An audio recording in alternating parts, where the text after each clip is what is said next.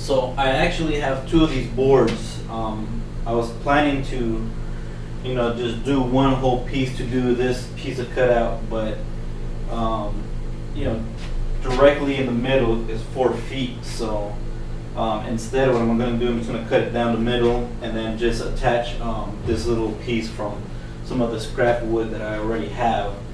Otherwise, all of this here will kind of go to waste. So just thinking of it, just trying to be budget conscious, because these boards are like 50 bucks each. So I'm just going to cut it down the middle and then cut this little piece out and then just attach it with wooden dowels and glue it together, put it together that way.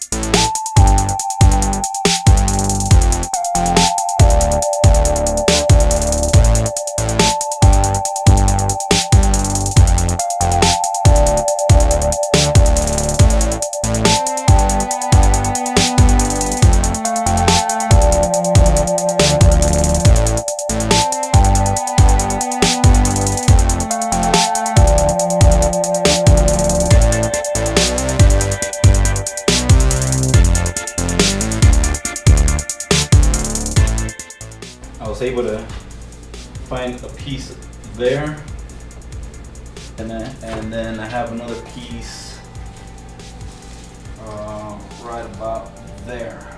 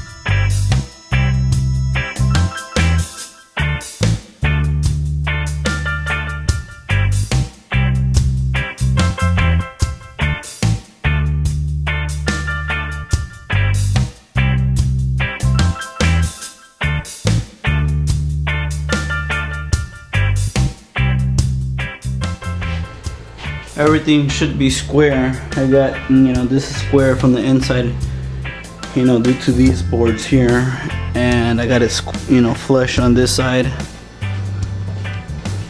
flushed on this side. So, you know, this is gonna stay put pretty solid for right now. And you know, my little intersections here lined up pretty good.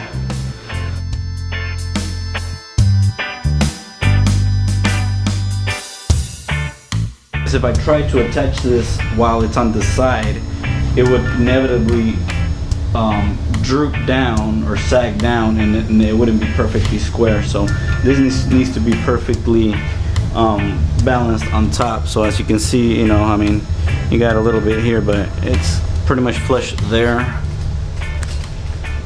and it's pretty much flushed here pretty good. So of course might need some minor adjustments on that on this leg here, but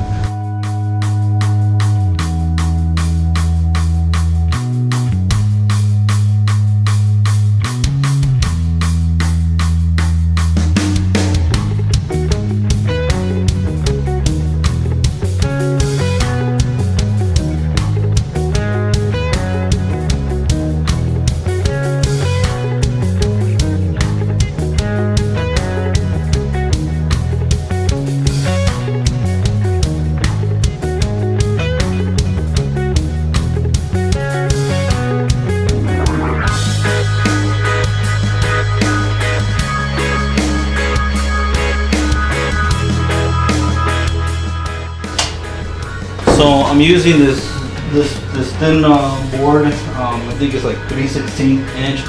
So it is thin. Remember that I am going to fiberglass over this, and you know, some people claim that fiberglass is stronger than steel, so and lighter than wood. So you know, it will be reinforced. So don't get scared. You know, I'm using this thin board, but it will be reinforced with actual fiberglass. So on this section, you know, this thick 5/8 boards, I'm just gonna put one layer of fiberglass. But on this, I'll probably put a couple layers just to kind of reinforce and make it really strong, stronger than steel, as some might say.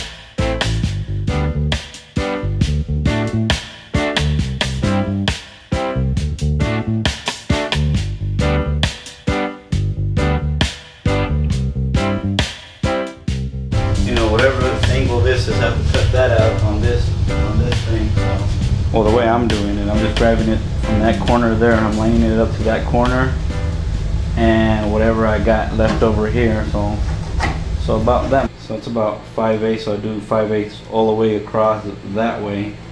So I would draw a 5/8 line all the way across. So my line will be from my angle, or my little wedge will be from here to here, pretty much. So if it's at 0, here's a little mark. So if it's at 0, I just gotta, you know, move this over to 33, which is about right there. So that'll be my angle. So potentially I can do it that way. I can adjust my angle on this thing here too as well. That's how you adjust the angle, which is supposed to be at 33. So 33 degrees there. Now I have a 33-degree angle there that I can use to cut this angle here. So So, but I've never cut a curved stud before, so I have no idea how that's going to turn out. But that's all I can do for tonight. I know you guys just watched me do just little bits and pieces of it. Like I said before in previous videos, I have just very limited amount of time to kind of work on this. You know, this is like a oddball weekday evening that I'm working on this. Hopefully I have more time this weekend to work on it some more. It's a little bit of progress. Put it together little by little. I'm gonna get this built. I'm gonna have it done eventually. So keep on watching, guys, and look out for the next video.